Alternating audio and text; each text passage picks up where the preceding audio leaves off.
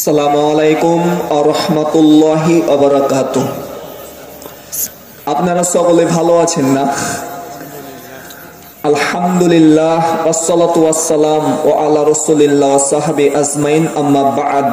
আউযু বিল্লাহি মিনাশ শাইতানির রাজিম। বিসমিল্লাহির রহমানির রহিম। ওয়া মাকারু ওয়া মাকারাল্লাহু আল্লাহু খায়রুল মাকিরিন। বিসমিল্লাহির রহমানির রহিম। قال رب اشرح لي صدري ويسر لي امري واحلل عقدة من لساني يفقهوا قولي।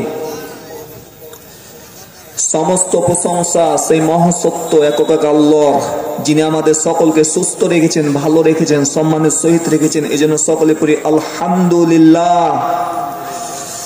মানবতার মুক্তির দূত সেই নবীর উপর দুরূদ এবং সালাম সকলে পড়ি সাল্লাল্লাহু আলাইহি ওয়াসাল্লাম। আপনাদের সকলের উপর এক আল্লাহর দয়া, শান্তি, সুখ, কল্যাণ বর্ষিত হোক ফিদ দুনিয়া ওয়াল আখিরাত, দুনিয়া এবং আখিরাতে। আমরা মানুষ আশরাফুল মাখলুকাত, সৃষ্টির সেরা জীব। আল্লাহ তাআলা আমাদের কি জন্য এত সুন্দর করে সৃষ্টি করলেন, কি জন্য রূহ দিলেন?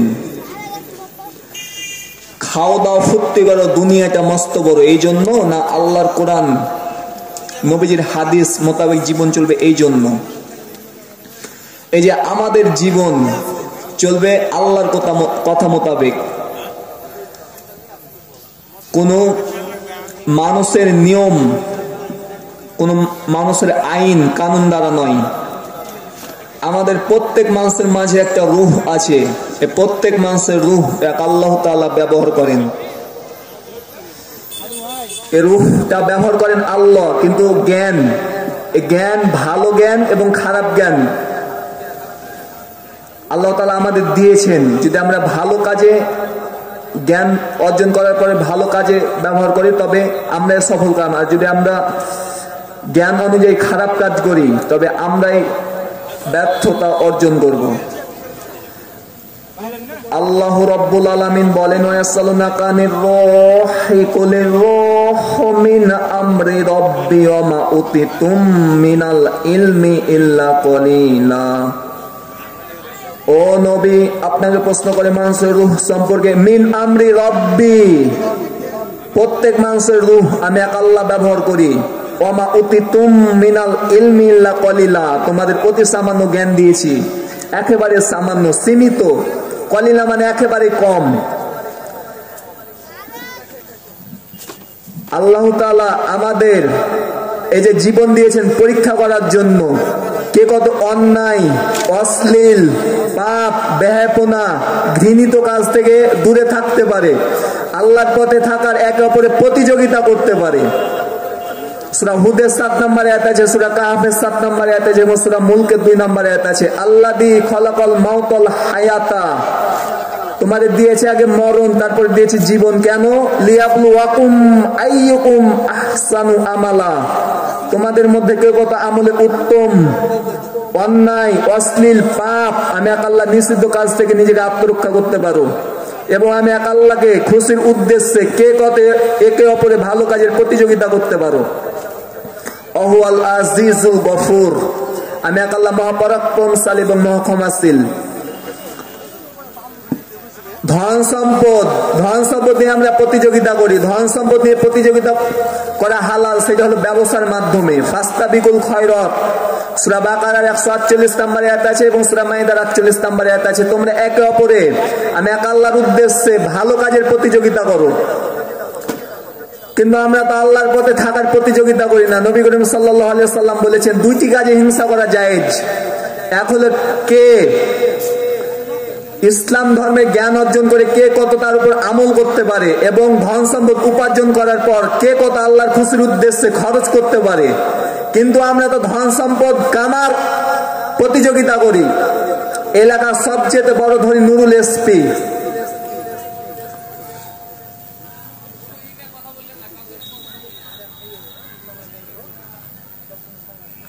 আচ্ছা সমস্যা নেই, আমি শেষ করে দেব। ওই তো এলাকার 1 নাম্বার ধনী, আমি হব ইউনিয়নের 1 নাম্বার ধনী।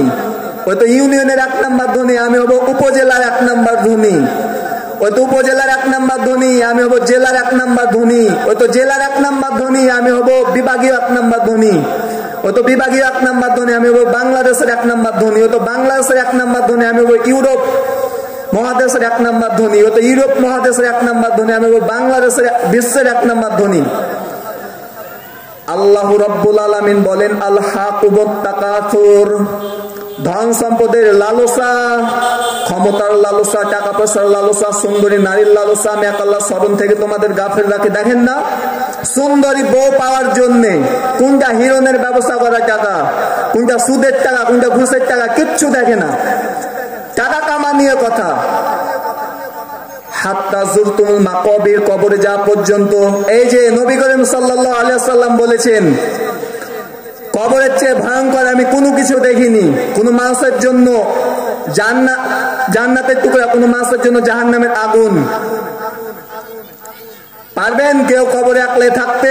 এখানে 3.5 হাত মাটি খুঁড়েন, নিজে একলা একলা থাকবেন যদি পারেন, তবে ধন সম্পদের হারাম ভাবে প্রতিযোগিতা করেন।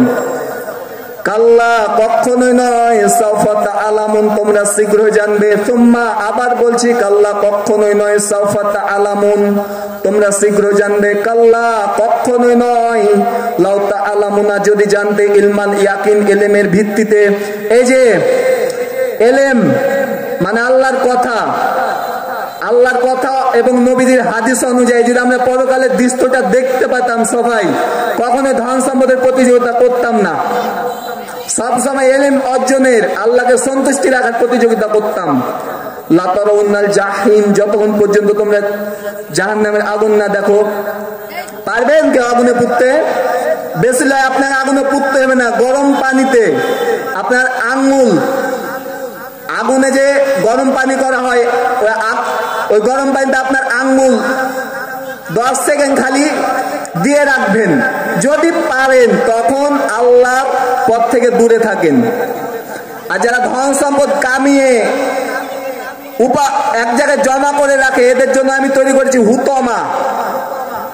আল্লাহ রাব্বুল আলামিন বলেন, ওয়াইলুল্লি কুল্লি হুমাযাতিল লুমাযা আল্লাযী জামাআ মালা ওয়া আদ্দাদা, যার অধিক লোভে ধন সম্পদ উপার্জন করে, ইহসাবু আন্না মালাহু আখলাদা, সে মনে করে তার ধন সম্পদ কখনো শেষ হবে না, আমার কাছে থাকবে, আজীবন থাকবে।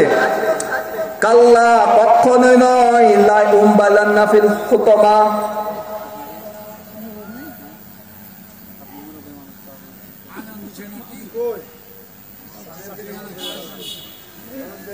কাল্লা কখনোই নয়, লা উমবালান্না ফিল হুতমা, তার অবশ্যই হুতমায় নিক্ষিপ্ত হবে। ওমা আদরাকামাল হুতমা, নবী আপনি কি জানেন হুতমা কি? নারুল্লাহিল মুকাদ্দা, আমি আল্লাহর প্রজ্বলিত আগুন। যারা ধন সম্পদ কামায়, কামার পরে ব্যাংকে জমা আছে 1,75,75,575 টাকা, অমুক ব্যবস্থা থেকে লাভ আসবে 75,75,575 টাকা, এবং জমা করতে থাকে। এদের জন্য তৈরি করে রেখেছি হুতমা, জাহান্নামের নরকীট। যারা নামাজ পড়ে, যাকাত দেয় না, সম্পদকে এক জায়গায় জমা করে রাখে, এদের নামাজ পড়ে কোনো লাভ নাই। ফাওয়াইলুল লিল মুসাল্লিন, ফাওয়াইলুল লিল, ওইসব মানুষদের জন্য ধ্বংস, ওইসব নামাজীদের জন্য ধ্বংস। আল্লাযিনা হুম আন সালাতিহিম সাহুন, যারা নামাজ পড়ে ঠিক, কিন্তু নামাজ সম্পর্কে উদাসীন, জানেই না নামাজের ফরজ কয়টা, ওয়াজিব কয়টা। আমরা হারাম, সবসময় হারাম দিকে প্রতিযোগিতা করছি, আল্লাহর পথে প্রতিযোগিতা করছি না। আমরা ইহুদি খ্রিস্টানদের অনুসরণ করি, আল্লাহ তাআলা ইহুদি খ্রিস্টানদের অনুসরণ করতে নিষেধ করেছেন। আল্লাহ রাব্বুল আলামিন বলেন, ইয়া আইয়ুহাল্লাযিনা আমানু, হে ঈমান গ্রহণকারীগণ, লা তাত্তাখিযুল ইয়াহুদা ওয়ান নাসারা, তোমরা ইহুদি খ্রিস্টানদের কখনোই বন্ধুরূপে গ্রহণ করবা না। আউলিয়া বা'দুহুম আউলিয়াউ বা'দ, ইহুদি খ্রিস্টান হলো একে অপরের বন্ধু। দেখেন না, ইসরায়েল, হিজবুল্লাহ, লেবানন, ফিলিস্তিন, ইরান, ইরাক কেমন করে মারছে, জো বাইডেন শয়তান আরো সাপোর্ট দিচ্ছে। ওয়া মা ইয়াতাআল্লাহু মিনকুম ফাইন্নাহু মিনহুম, তোমাদের মধ্যে যে ইহুদি খ্রিস্টানদের অনুসরণ করবে সে তাদের দলভুক্ত, সে আর ইমানদার মুসলিম নয়। ইন্নাল্লাহা লা ইয়াহদিল কওমাদ যালিমিন, এসব জালেমকে আমি আল্লাহ কখনো হেদায়েত দেই না। সূরা মায়েদার 51 নম্বর আয়াত আছে। 1 নম্বরে ইহুদি খ্রিস্টান তারা যারা কোরআনের আয়াতের আইনগুলোকে সংসদে পাস হতে দেয় না, ইসলাম বাদ দিয়ে রাজনীতি করে। 2 নম্বরে যারা সিনেমার পরিচালক, এটা ইহুদি খ্রিস্টানের কালচার না? সিনেমা, গান বাজনা, ডিস্কো, নাটক, যাত্রা, কৌতুক, টিকটক, এ বেহায়াপনা অশ্লীলতা নেই? আল্লাহ রাব্বুল আলামিন বলেন অমিনান নাসি,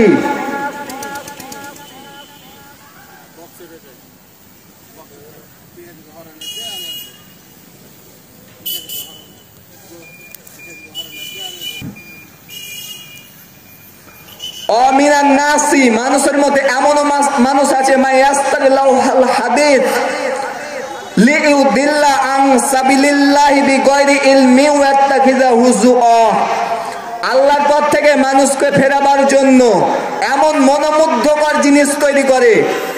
1 নম্বরে সিনেমা, দেখেন না কি দেখে, যারা দেখে কি মজা লাগে দেখে ওরাকে। 2 নম্বরে গান, 3 নম্বরে নাটক, 4 নম্বরে কৌতুক, 5 নম্বরে যাত্রা, 6 নম্বরে ডিস্কো, পুরোটাই হারাম।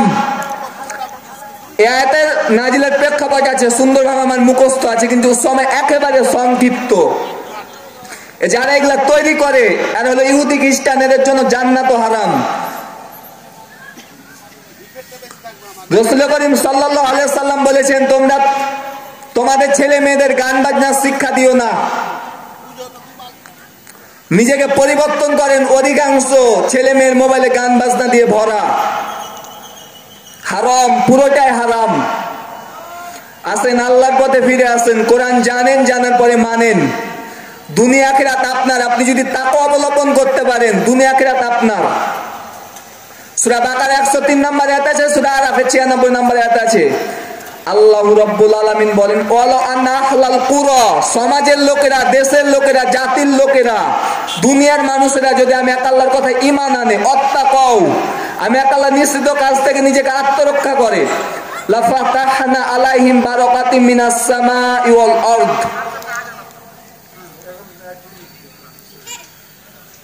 আসমান এবং জমিনের মধ্যে যত বরকত দরজা আছে সব খুলে দেব।